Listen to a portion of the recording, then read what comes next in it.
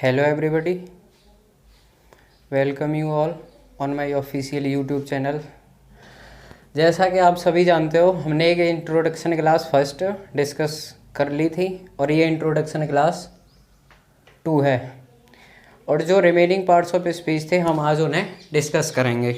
ठीक है, तो इसमें सबसे पहले जो रह गया था कंजंक्शन।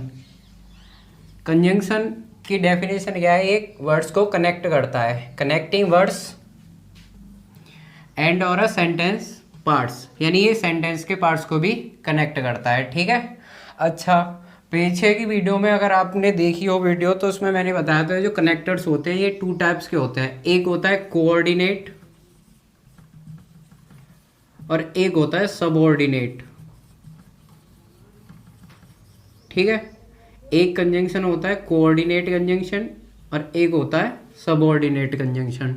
ठीक है, अच्छा, अब देखो ये जो मैंने फैनबॉयज ये जो ट्रिक लिख रखी है ये है कोऑर्डिनेटिंग कंजंक्शन को याद रखने की।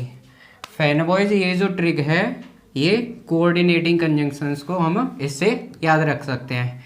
एफ का मतलब फॉर, ए का मतलब and, n for nor, b से बट, ओ से बन गया और, वाई से येट और एस से बन गया सो। तो ये जो फैनबॉयज ट्रिक हमने लिखी है या बनाई है ये है कोऑर्डिनेटिंग कंजंक्शंस को याद रखने की। हालांकि और कंजंक्शंस होते हैं जैसे हाउएवर है, व्हाइल है, सिंस है, बिकॉज है, बिफोर है, आफ्टर है, और ये जो हमने अदर कंजंक्शंस लिख रखे हैं ये हमारे सबऑर्डिनेटिंग कंजंक्शंस हैं। हालांकि हम इन्हें बाद में डिटेल में डिस्कस करेंगे, अब ये इंट्रोडक्शन क्लास है तो बस आप इतना ही याद रखिए। अब एग्जाम्पल देखते हैं। ठीक है, एग्जाम्पल मैंने लिखा she hates me yet I love him. तो आप देख रहे हो सी सब्जेक्ट हो गया हमारा, हेट्स हमारी वर्ब हो गई, मी इस वर्ब का ऑब्जेक्ट हो गया। ठीक है, अच्छा, अब हम इधर देख रहे हैं यहाँ ये आई सब्जेक्ट हो गया, लव हमारी वर्ब हो गई और हिम हमारा इस वर्ब का ऑब्जेक्ट हो गया। अच्छा, ये सब्जेक्ट वर्ब ऑब्जेक्ट एक सेंटेंस ये रहा और एक सब्जेक्ट वर्ब ऑब्जेक्ट एक सेंटेंस हमारा ये रहा, और दोनों को कनेक्ट कौन कर रहा है? येट। तो येट 2 सेंटेंस को कनेक्ट कर रहा है तो मैं येट को क्या कहूँगा? कंजंक्शन। तो येट यहाँ क्या हो गया? कंजंक्शन। कंजंक्शन क्यों हो गया? क्योंकि ये इस सेंटेंस को और एक इस सेंटेंस को कनेक्ट कर रहा है। पहला एग्जाम्पल। अब दूसरा देखो, आई हमारा सब्जेक्ट हो गया, बॉट हमारी वर्ब हो गई, ब्रेड एक नाउन ये हो गई, बटर एक नाउन ये हो गई, और दोनों को कनेक्ट कौन कर रहा है? एंड। एंड यहाँ 2 नाउन को कनेक्ट कर रहा है तो ये क्या हुआ यहाँ? कंजंक्शन। ठीक है फ्रेंड्स, चलो नेक्स्ट देखते हैं। नेक्स्ट है हमारा प्रेपोजिशन। प्रेपोजिशन की डेफिनेशन है it is used before a noun और a pronoun to show its relation to another word in a sentence. यानी इसका जो यूज़ होता है वो नाउन या प्रोनाउन के पहले यूज़ होता है और इसका नाउन या प्रोनाउन का रिलेशन बताने के लिए अदर वर्ड से सेंटेंस में। ठीक है, अच्छा, हमने एक एग्जांपल लिख रखा है there is a book on the table. अब आप देख रहे होंगे ये जो ऑन है यहाँ ये एक प्रेप है। ठीक है, और इसके बाद ये जो टेबल है ये इस प्रेप का ऑब्जेक्ट है। ठीक है, इस टेबल का हम रिलेशन बता रहे हैं बुक के साथ। बुक एक नाउन है और ये टेबल भी एक नाउन है, तो इस टेबल नाउन का हम इस बुक नाउन के साथ एक रिलेशन दिखा रहे हैं, और रिलेशन कौन सा वर्ड बता रहा है? ये ऑन। ऑन यहाँ क्या हो गया? प्रेपोजिशन।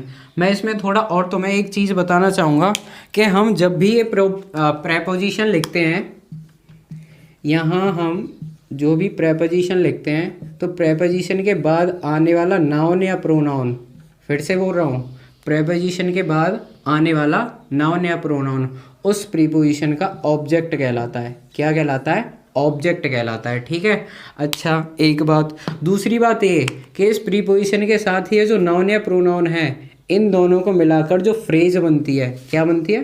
फ्रेज। अभी हम नेक्स्ट क्लास में डिस्कस करेंगे ये फ्रेज और क्लॉज होते क्या हैं। फिलहाल बस इतना याद रखो, ये फ्रेज बनती है, और ये जो फ्रेज बनती है ये 2 टाइप्स की फ्रेज होती हैं।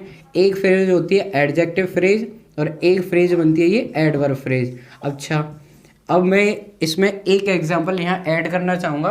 अब आप उसको समझना कि कहाँ ये एडजेक्टिव फ्रेज होती है और कहाँ ये एडवर्ब फ्रेज होती है। ठीक है, हमने एक एग्जांपल लिखा, Ram is in the room. एक और हमने एग्जांपल लिखा, राम केम इन द रूम। ठीक है, अब इसको समझना, हमने 2 एग्जांपल लिखे हैं। अब आप देख रहे हो राम सब्जेक्ट हो गया हमारा, इज लिंकिंग वर्ब हो गई। अब मैंने प्रीवियस वीडियो में आपको बताया था कि लिंकिंग वर्ब के बाद हम लिखते हैं वो एडजेक्टिव होते हैं, या तो नाउन या प्रोनाउन या एडजेक्टिव, क्योंकि लिंकिंग वर्ब के बाद हम लिखते हैं सब्जेक्ट कॉम्प्लीमेंट। ठीक है, अच्छा कॉम्प्लीमेंट कौन बनता है, नाउन, प्रोनाउन या फिर एडजेक्टिव। ठीक है, अब हम देख रहे हैं ये प्रीपोजिशन हो गया और ये प्रीपोजिशन का ऑब्जेक्ट हो गया रूम। अभी ये जो फ्रेज बनी, ये फ्रेज बनी हमारी एडजेक्टिव फ्रेज। क्यों बनी, क्योंकि ये सब्जेक्ट कॉम्प्लीमेंट है। ठीक है, अगला देखो, राम सब्जेक्ट हो गया और ये मेन वर्ब हो गई, और ये इन द रूम, अभी ये क्या है, अभी ये मैं इसको एडजेक्टिव फ्रेज नहीं कहूँगा, ये इन हमारा प्रेपोजिशन हो गया और ये इस प्रीपोजिशन का रूम, द रूम ऑब्जेक्ट हो गया। ठीक है, अब हम देख रहे हैं ये जो केम है यहाँ, ये जो केम है ये एक्शन वर्ब है हमारी। कौन सी वर्ब है, एक्शन वर्ब। ठीक है, अब ये जो वर्ब से मैं वेयर का रिप्लाई देखूंगा तो ये मुझे मिलता है in the room. Ram came where, where के जो रिप्लाई होते हैं वो मैंने प्रीवियस वीडियो में बताया था, वो एडवर्ब होते हैं। क्या होते हैं, एडवर्ब। राम केम वेयर, तो आंसर मिला मुझे इन द रूम। तो वेयर का रिप्लाई मुझे मिल गया इन द रूम, तो ये रिप्लाई हो गया वेयर का, तो ये वेयर क्या हो गया, एडवर्ब। ठीक है, तो ये इन द रूम दूसरे एग्जाम्पल में ये एडवर्ब फ्रेज है, पहले एग्जाम्पल में ये एडजेक्टिव फ्रेज है। ठीक है फ्रेंड्स, देखते हैं नेक्स्ट है हमारा इंटरजेक्शन। अब ये क्या करता है, इट शोज सडन फीलिंग्स और emotions such as surprise, joy, sorrow. यानी ये क्या करता है, हमारी सडन फीलिंग्स और इमोशंस को बताता है। ठीक है, सरप्राइज है, जॉय है, सॉरो है। अच्छा, अगले जो इंटरजेक्शन वर्ड है मोस्टली वो आप देख रहे हो, एक हो गया हुर्रा, ब्रेवो, अलास, ओह, आह, हेलो, फाय।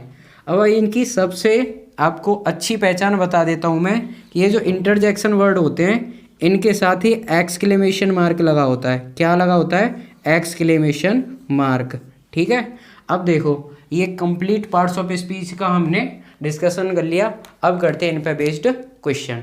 ठीक है फ्रेंड, ठीक है, तो अब देखो अभी हमने क्या किया था, 8 पार्ट्स ऑफ स्पीच हमने डिस्कस कर लिए। अब उन्हीं पे बेस्ड हम कुछ क्वेश्चंस को देखते हैं जो प्रीवियस ईयर एग्जाम में आए हैं। ठीक है, अच्छा पहले मैं तुम्हें एक चीज़ बता दूं, कुछ क्वेश्चंस मैं यहाँ डिस्कस कर रहा हूँ, उसके बाद मैं आपको एक PDF दूंगा और उसमें आपके बहुत सारे क्वेश्चंस हमने लिख कर दिए हैं आपको। ठीक है, और ये जो चीज़ें हमने डिस्कस की हैं क्लास में, पूरे parts of speech with definition, ठीक है, उनको हमने टाइप करके आपको दिया है, उसकी आपको PDF में प्रोवाइड करूँगा।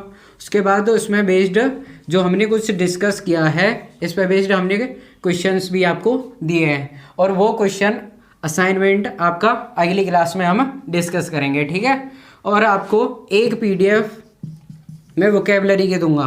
वोकेब क्या होगा, उसमें आपको हिंदी मीनिंग्स भी लिखकर आपको दिए जाएंगे, वो आपको या तो प्रिंट आउट निकलवाने हैं या फिर आपको वो नोटबुक में नोट करने हैं। और एक PDF का आपके साथ असाइनमेंट मैं खुद डिस्कस करूंगा वोकेब का।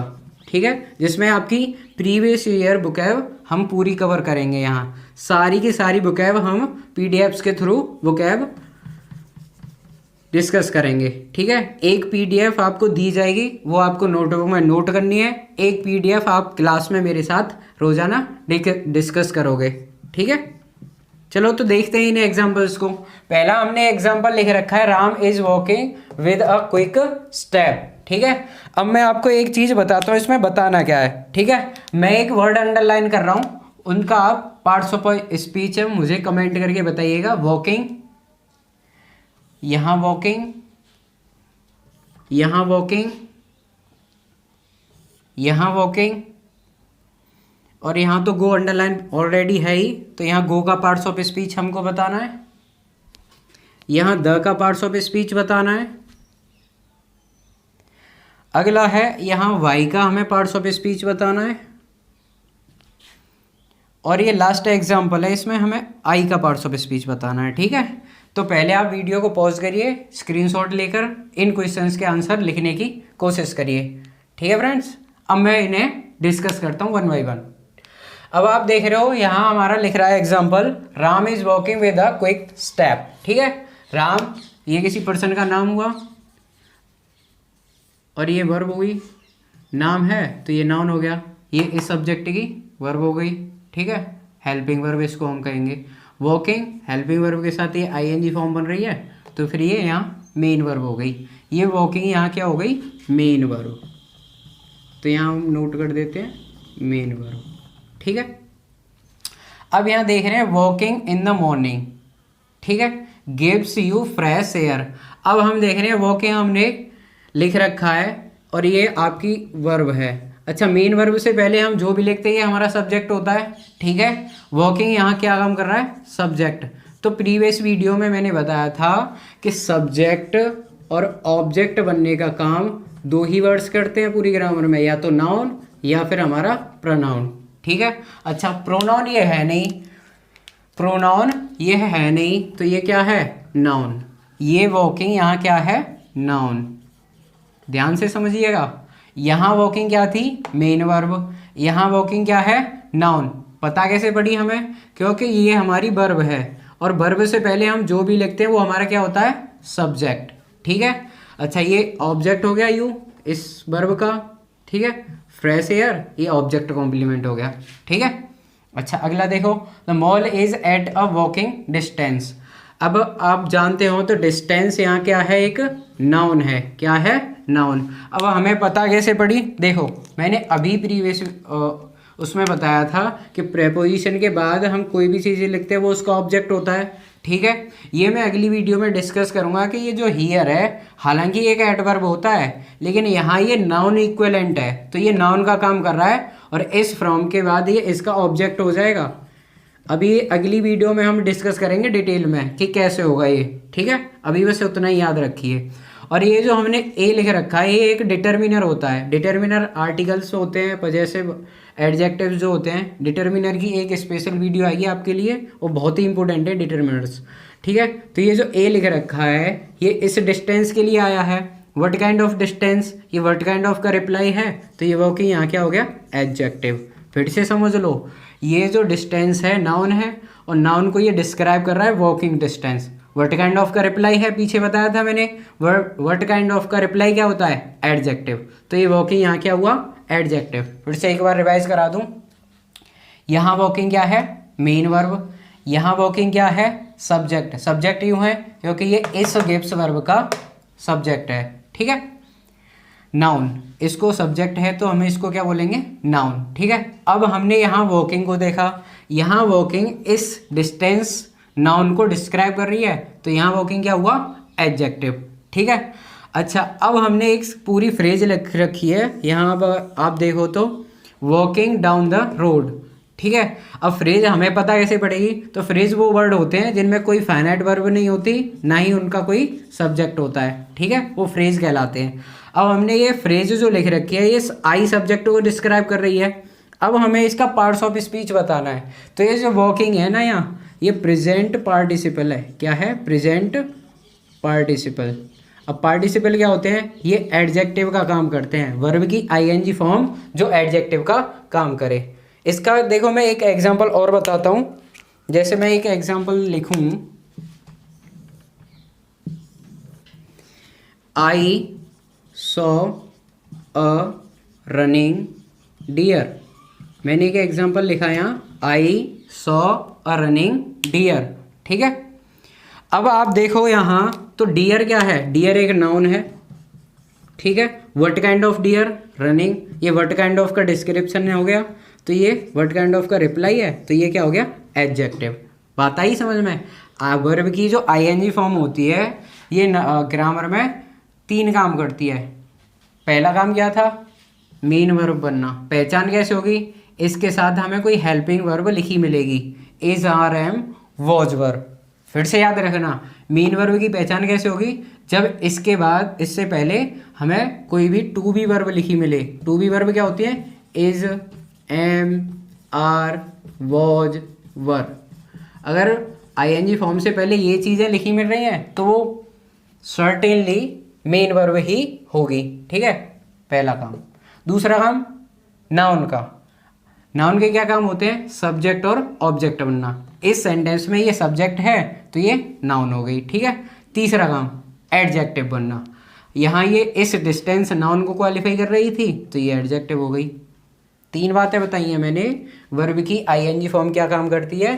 3 काम हैं इसके ग्रामर में, मेन वर्ब बनना, नाउन बनना, एडजेक्टिव बनना। ठीक है, इससे और आपका क्लियर हो गया होगा। नहीं तो फिर मैं एक और चीज़ बताता हूँ, एक और एग्जांपल देखो। आई सॉ अ बर्निंग हाउस। ठीक है, अब देखो इस एग्जांपल को अगर आप समझने की कोशिश करोगे तो यहाँ हाउस क्या हुआ, नाउन। और ये जो ए डिटर्मिनर आया है या आर्टिकल बोले इसको, ये इस हाउस के लिए आया है। What kind of house, burning. What kind of का रिप्लाई क्या हुआ, बर्निंग। तो बर्निंग क्या हुआ यहाँ, एडजेक्टिव। बात कुछ आई समझ में। ये वर्ब की आईएनजी फॉर्म यहाँ किसका काम कर रही है, एडजेक्टिव का। ठीक है, आ गया समझ में। चलें तो नेक्स्ट वर्ब की तरफ। अगला है the project is on the go. अब आप जानते हो तो ये जो आर्टिकल होते हैं is a type of determiner. ठीक है, ए, एन और द, ये जब भी लिखे जाते हैं तो इसके बाद हमें ज़रूरत इसकी पड़ती है, नाउन की। तो ये द क्या हुआ, डिटर्मिनर। और डिटर्मिनर के बाद ये जो गो है ये क्या हुई, नाउन हुई कि नहीं। बात आई समझ में। तो अब हमें एक बात पता चली कि दिखने में कोई भी वर्ड कैसा भी हो, उसका पार्ट्स ऑफ स्पीच डिपेंड करता है सेंटेंस के यूज पर। बात आ रही है समझ में। फिर से एक और बात बता दूं, पार्ट्स ऑफ स्पीच बड़ी ही रिलेटिव टर्म है। यानी अगर हम कोई भी वर्ड एक सेंटेंस में यूज़ कर रहे हैं तो ज़रूरी नहीं है कि वही वर्ड उस अगले सेंटेंस में वही होगा। वही का मतलब वही पार्ट्स ऑफ स्पीच होगा। जैसे हमने वॉकिंग यहाँ यूज़ करी थी, यहाँ तो मेन वर्ब थी, यहाँ वॉकिंग यूज़ करी, यहाँ नाउन थी, यहाँ वॉकिंग यूज़ करी, यहाँ एडजेक्टिव हो गई। अगर आपने देखा हो तो गो को भी बहुत सारे टीचर्स या स्टूडेंट समझते हैं कि ये गो एक वर्ब है, लेकिन ऐसा नहीं है। हम वर्ड्स को तब तक डिफाइन नहीं कर सकते जब तक उसका सेंटेंस में हमें यूज़ न दिया गया हो। अब देखो मैंने एक एग्जांपल लिख दिया, the project is on the go. The determiner हुआ, डिटर्मिनर के बाद हमें एक नाउन की ज़रूरत अवश्य पड़ती है जिसको ये डिटर्मिन करते हैं। बात आई समझ में। ए एंड द, ये जो डिटर्मिनर होते हैं ये जिस नाउन को डिटर्मिन करते हैं उस नाउन के लिखने की हमें ज़रूरत होती है। तो द इस गो को डिटर्मिन कर रहा है तो ये गो क्या हो गई, नाउन। बात आई समझ में। चलो अगला एग्जांपल देखते हैं। The speaker was very eloquent on the topic. The in this sentence gives the speaker a definite identity. ठीक है, अब हम देख रहे हैं ये जो द है यहाँ ये डिटर्मिनर है और ये जो द लिखी है ये एक नाउन है। फिर से समझ लो, ये जो द है ये एक डिटर्मिनर है और ये सेकंड वाली जो द है ये इस डिटर्मिनर के लिए क्या है, नाउन है। तो ये द क्या हो गया, नाउन। क्लियर है। अगला देखो, our lives run around why and how but every why doesn't have an answer. अब देखो एवरी ये भी एक डिस्ट्रीब्यूशन का डिटर्मिनर होता है। ईच और एवरी जो होते हैं डिस्ट्रीब्यूशन के डिटर्मिनर होते हैं। अब इनके बाद ये क्योंकि डिटर्मिनर हैं तो ये किसी नाउन को ही डिटर्मिन करेंगे। यहाँ वाई क्या हुआ, नाउन। यहाँ वाई क्या हुआ, एक नाउन। ठीक है फ्रेंड्स, देखो एक और एग्जांपल मैं ऐसे इसका बता देता हूँ। Every mother loves her child more than anything। ठीक है, हालांकि ये विजिबल है। देखो यहाँ हम क्या है, इस एवरी के बाद हमने कोई नाउन लिख रखी है मदर। अब ये जो एवरी अभी मैंने बताया ये डिस्ट्रीब्यूशन का डिटर्मिनर होता है। इसके बाद हमें नाउन लिखने की ज़रूरत होती है। ये इसके वर्ब हो गई और सब्जेक्ट हमारा क्या है, नाउन, यानी मदर हमारा सब्जेक्ट है। ये एवरी क्या है, डिटर्मिनर, जो इस मदर को डिटरमाइन कर रहा है। तो ऐसे ही यहाँ एवरी क्या था, डिटर्मिनर, जो इस वाई नाउन को डिटरमाइन कर रहा था। ठीक है फ्रेंड्स। अब यहाँ देखो, I is the 9th letter in English alphabet. ठीक है, इज़ क्या हो गई, वर्ब, वर्ब से पहले हम लिखते क्या है, सब्जेक्ट, सब्जेक्ट बनता कौन है, नाउन या प्रोनाउन। अगर आपको पता हो तो हम आई के साथ प्रोनाउन अगर इसको मानेंगे तो आई के साथ सिमिलरली या तो हम एम यूज़ करते हैं प्रेजेंट में। अब बात हम प्रेजेंट की कर रहे हैं, इज़ आ रहा है तो बात प्रेजेंट की हो रही है। तो अगर ये प्रोनाउन होता तो मैं इसके साथ ही यूज़ क्या कर रहा होता, एम, लेकिन ये प्रोनाउन नहीं है, ये यहाँ क्या है, नाउन। फिर से समझ लो, अगर ये प्रोनाउन होता तो मैं आई के साथ क्या यूज़ कर रहा होता, एम। बात आई उस समझ में। एम यहाँ यूज़ नहीं की जा सकती क्योंकि आई यहाँ प्रोनाउन नहीं है, आई है यहाँ क्या, नाउन। ठीक है फ्रेंड्स। तो अभी कुछ एग्जाम्पल्स हमने यहाँ डिस्कस किए हैं जो बहुत ही इम्पोर्टेंट हैं।